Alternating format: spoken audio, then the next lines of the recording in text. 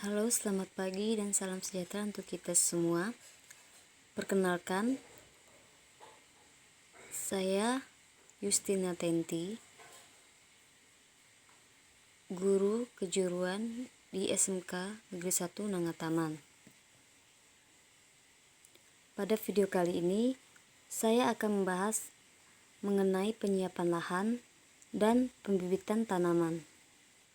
Yang pertama, penyiapan lahan. Lahan pertanian dapat berupa lahan basah atau sawah dan lahan kering. Perfeksi pengolahan tanah dipengaruhi oleh beberapa keadaan, seperti struktur tanah atau tingkat kegemburan tanah, tanaman apa yang mendahului, keadaan vegetasi tumbuhan, adanya pembenahan yaitu masa di mana lahan istirahat tanpa penanaman, kelonggaran waktu, dan ketersediaan biaya menjadi bahan pertimbangan berapa kali lahan akan diolah hingga siap untuk ditanam, biasanya 2-3 kali. Pengertian penyiapan lahan. Penyiapan lahan adalah tahap awal usaha di bidang kehutanan dan perkebunan yang meliputi penilaian kesesuaian lahan, pembukaan lahan, sampai pengolahan lahan sehingga lahan siap digunakan dan mendukung pertumbuhan dan produksi tanaman. Tahap pengolahan dan sanitasi lahan, di mana kegiatan ini merupakan pembersihan lahan dari sisa-sisa penanaman sebelumnya.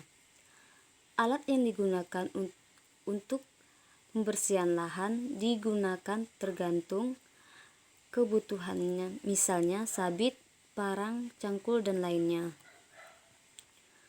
Teknik pengolahan tanah ada dua. Yang pertama, pengolahan tanah secara manual adalah pengolahan tanah dikerjakan menggunakan peralatan dengan sumber tenaga manusia seperti cangkul, garpu, sekop, dan lainnya tergantung kebutuhan.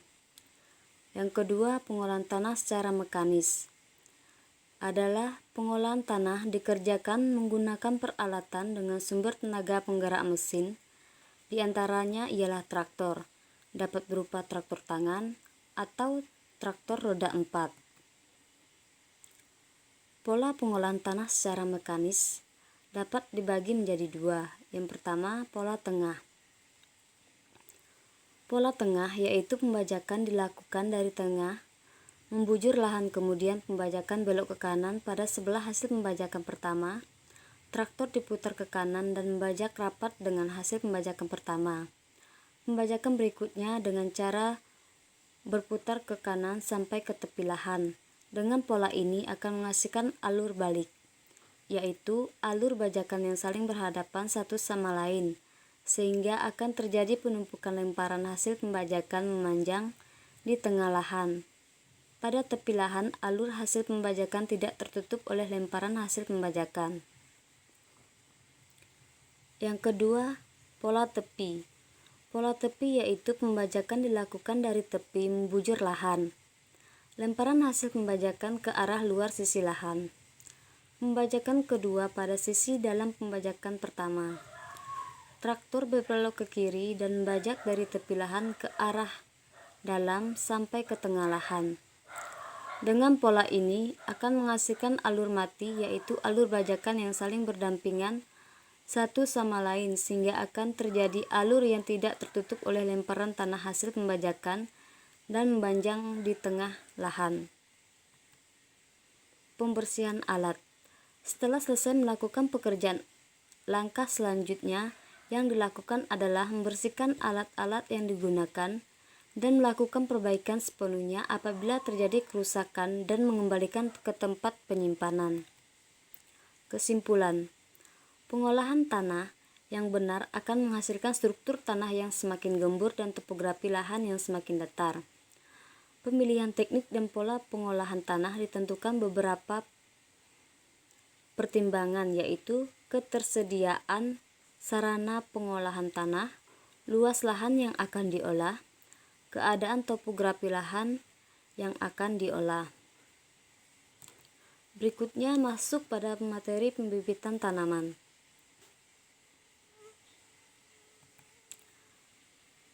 Apa itu pembibitan tanaman? Pembibitan tanaman merupakan usaha atau kegiatan untuk menghasilkan bibit yang baik. Dengan adanya pembibitan bibit tanaman yang baik, akan menghasilkan perkembangbiakan tanaman yang baik. Kemudian akan menghasilkan tanaman yang baik pula. Tujuan pembibitan. Dengan adanya pembibitan, diharapkan akan menghasilkan bibit tanaman yang baik. Jenis bibit.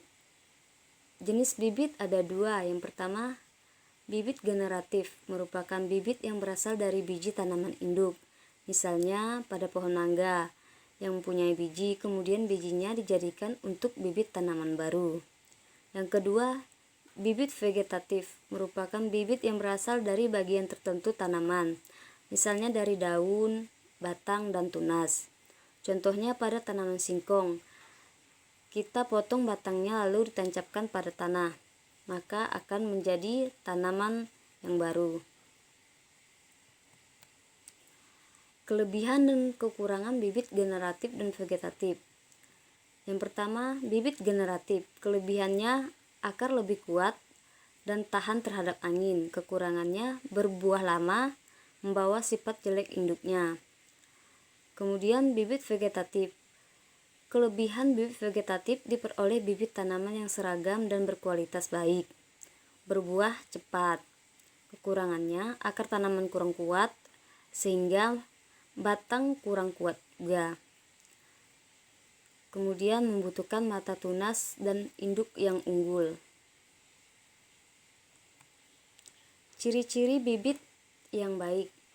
Berasal dari induk unggulan, tanaman induk berusia cukup tua, tanaman induk subur dan tahan penyakit, tanaman induk berbuah lebat dan manis. Faktor-faktor yang mempengaruhi pembibitan. Cahaya matahari.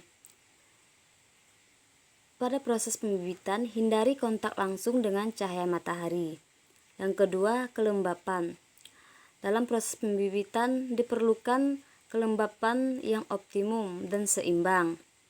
Kemudian yang ketiga, suhu. Suhu yang biasa digunakan dalam proses pembibitan yaitu 18 derajat Celcius. Demikian video pembelajaran dari saya. Sekian dan terima kasih.